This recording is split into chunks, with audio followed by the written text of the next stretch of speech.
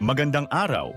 Sa video na ito, tatalakayin natin ang buod ng ika-16 na kabanata ng Ibong Adarna na may pamagat na Ang Bagong Paraiso mula sa mga saknong 400 at 43 hanggang 479. Pag-aaralan din natin ang mga mahahalagang pangyayari, tauhan, tagpuan, talasalitaan at aral, mensahe o implikasyon na matatagpuan sa kabanatang ito. Simulan na natin.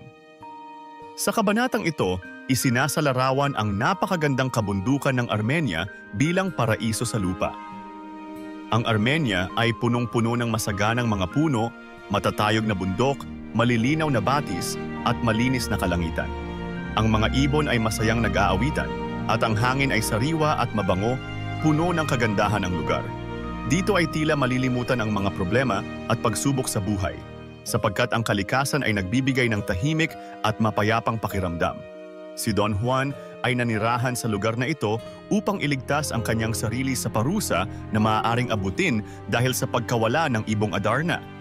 Nagkaroon siya ng oras upang magnilay-nilay at pagsisihan ang kanyang mga nagawang pagkakamali. Samantala, sina Don Pedro at Don Diego ay nakatagpo rin ng kapayapaan sa Armenia at nakipag-usap tungkol sa kanilang mga karanasan at mga plano para sa hinaharap. Sa kanilang pagkikita, napag-usapan nila ang pagkukulang nila kay Don Juan, pati na rin ang mga maaring mangyari sa kanilang hinaharap. Inakay ni Don Pedro si Don Diego na tumira na rin kasama si Don Juan sa kabundukan. Pumayag naman si Don Juan sa napagdesisyonan ng dalawa dahil mahal niya ang kanyang mga kapatid. Ang kanilang tirahan ay isang bahay na gawa sa kahoy at dito sila nanirahan ng maligaya. Sa paglipas ng panahon, nagpasya ang magkakapatid na tuklasin ang iba pang bahagi ng Armenia na hindi pa nila nararating. Kaya naman bagamat tanghaling tapat ay naglakbay ang tatlo upang hanapin ang kanilang bagong kapalaran. Dumako naman tayo sa mga mahahalagang pangyayari. Si Don Juan ay nagtungo sa Armenia upang itago ang sarili mula sa parusa dulot ng pagkawala ng Ibong Adarna at magnilay-nilay sa kanyang mga nagawang pagkakamali. Inilarawan ang Armenia bilang isang napakagandang paraiso sa lupa, puno ng mga masaganang puno, sariwang hangin at masayang mga ibon.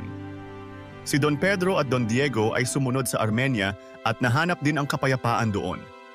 Napag-usapan nilang magkapatid ang kanilang mga naging pagkukulang kay Don Juan. Nagkaroon ng pagkakasundo at muling pagbubuklod ng relasyon ang tatlong magkakapatid, kaya't nagpasya silang manirahan ng sama-sama sa isang bahay na gawa sa kahoy sa kabundukan.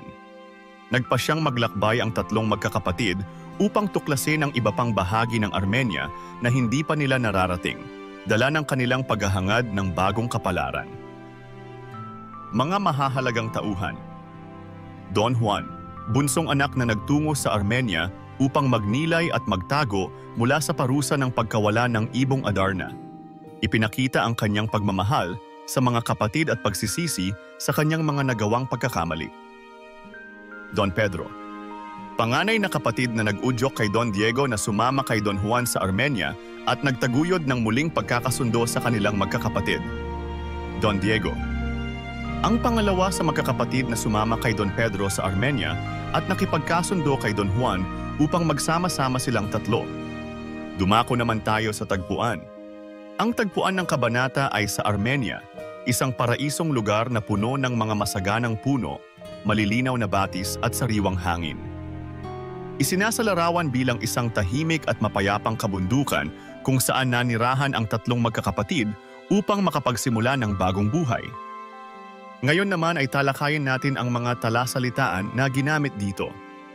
Hangad, ninanais o nais makamtan, kaulayaw, kasama o katuwang sa buhay. Ligamgam, pakiramdam na hindi mainit at hindi rin malamig. Maliw, unti-unting pagkawala. Mayamungmong, maraming dahon, malago, mayabong. Pagkasi, pagmamahal o pagsuyo. Pithaya, hiling o matinding pagnanais. Salamisim, pagninilay-nilay o malalim na pag-alaala. Mapupupol, mapipitas. At ngayon ay alamin naman natin ang mga aral o mensahe ng kwento. Mahalaga ang pagkakaroon ng oras upang magnilay at pag-isipan ang mga nagawang pagkakamali upang matutong magpatawad at magbago. Ang kapatawaran at pagkakasundo sa pagitan ng magkakapatid ay nagpapakita na ang pamilya ay mahalaga sa pagbuo ng masayang buhay. Ang kapayapaan at kaligayahan ay matatagpuan hindi lamang sa material na bagay, kundi sa simpleng pamumuhay kasama ang mga mahal sa buhay. At diyan nagtatapos ang 16 na kabanata ng Ibong Adarna, ang bagong paraiso. Ano ang natutunan mo sa kabanatang ito? I-comment mo na ang iyong sagot. Inaanyayahan ka din namin na i-like, subscribe, at i-click ang notification bell para lagi kang updated sa mga susunod naming videos. Hanggang sa muli, maraming salamat sa panonood.